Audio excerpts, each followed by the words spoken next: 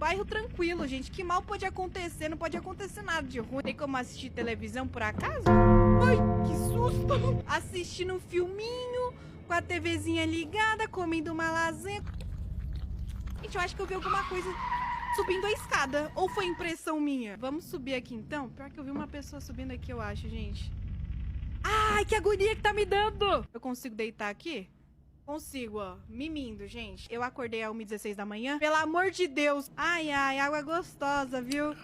Que é isso na frente da sua porta? Meu Deus, dá pra ver que tem um bicho aqui. Que é isso? Nossa, eu tô passando muito mal, mas eu vou lá conferir. Que é isso? Que é isso? Que é isso? Ah, mentira, eu vou ter que ser corajosa, gente. Eu vou ver quem que tá tocando campainha. Que é isso? Vou voltar pro meu quarto. Eu vou lá nessa porta. Oh! A polícia chegando aqui! Meu Deus, que jogo agoniante! Essa daqui é a Paula, minha salvadora. Meu Deus do céu, como eu amo ela.